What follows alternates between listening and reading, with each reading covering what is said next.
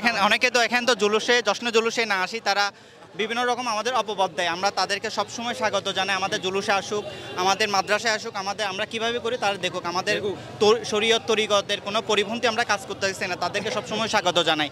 কিন্তু তারা কখন আসে না, তারা ফেসবুকের মধ্যে আসে আমাদেরকে গালাগালি করে উল্টাপাল্টা কথা বলে, কিন্তু তাদেরকে আমরা অসংখ্য দলিল দিবার পরও তারা মানতে রাজি নয়। এই সম্পর্কে আপনি যদি একটু সামান্য করে বলতেন। এই সম্পর্কে আর কি বলবো, যারা দেখেও দেখে না, বুঝে না, তাদেরকে বোঝানোর মতো ক্ষমতা কারো নাই। তারা যদি নিজ থেকে না বুঝে, তাদেরকে বোঝানোর ক্ষমতা আমাদের নেই। আমার একটা কথা স্মরণ হলো, দুজন বন্ধু একসাথে মানে ওরা সিদ্ধান্ত নিলে যে ওরা মহাসাগরদের মানে দেশ খুঁজে বের করবে।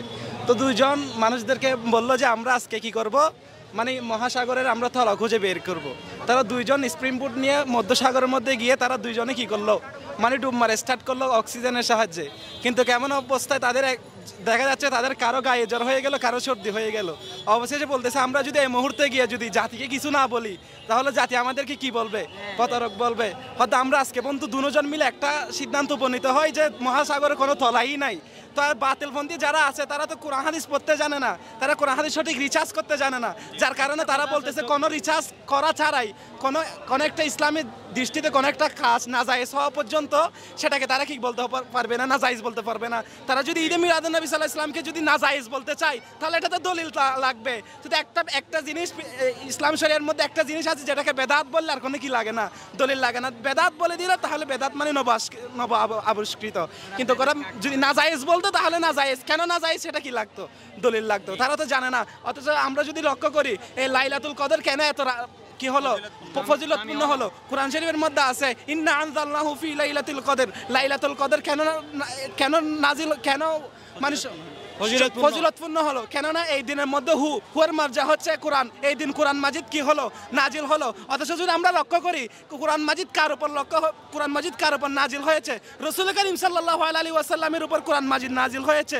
অপরদিকে এই কোরআন এই রাত্রিতে নাজিল হওয়ার কারণে এটাকে বলা হয়েছে হাজারো মাসের চাইতে দামি। কিন্তু সরকারে মদিনা সাল্লাল্লাহু আলাইহি ওয়াসাল্লাম যেই দিন আগমন করেছে, না জানি সেই রাত্রিটা কোটি কোটি মাসের চাইতে দামি। আপনি যদি অন্যদিকে লক্ষ্য করেন, তাদের একজন ইসলামী স্কলার তারা মানে হাজত থেকে মুক্তি পাওয়ার পরে তারা তাকে নিয়ে জুলুস করা আরম্ভ করে দিয়েছে।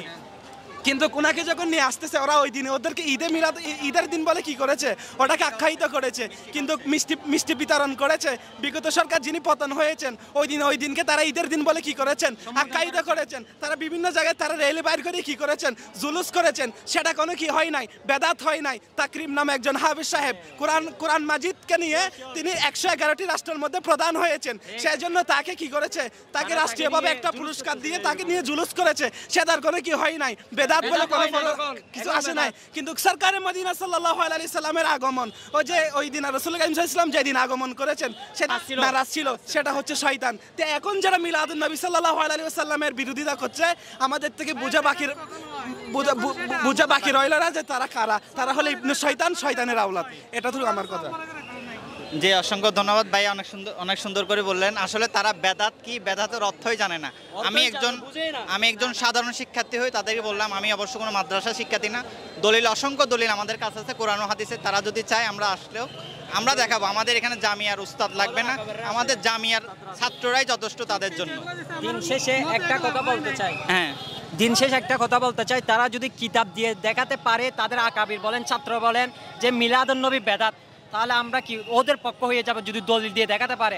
আর আমরা যদি আমাদের সাথে বসিয়ে দেন, আমাদের আকাবার লাগবে না, আমাদের ছাত্রদের সাথে বসিয়ে দেন, আমরা দেখিয়ে দেবো মিলাদুন নবী জায়েজ নাকি বেদাত। আর যদি দেখাতে পারি জায়েজ, তাহলে তাদেরকে মিলাদুন নবী পালন করতে হবে ইনশাআল্লাহ। আমরা সবখানে আছে, তাদের নসিবে নাই। জি, আমি কথা বলি, ওদের আকাবিররাই কিন্তু ঈদে মিলাদুন নবী পালন করছে। এগুলো কিন্তু অহরহ আমরা ফেসবুকের মাধ্যমে দেখতে পাই। আসলে সত্য কথা বলতে, মানুষ যারা ঘুমন্ত থাকে তাকে জাগানো যায়, কিন্তু যারা জেগে ঘুমায় তাদেরকে কখনো জাগানো সম্ভব নয়। যত বিরোধিতা করছে মিলাদুন নবী সাল্লাল্লাহু আলাইহি ওয়াসাল্লাম তত দিন উপরে চলে যাচ্ছে। জি, এই কথাটা আর কি, সত্যের জয় সবসময় হবেই।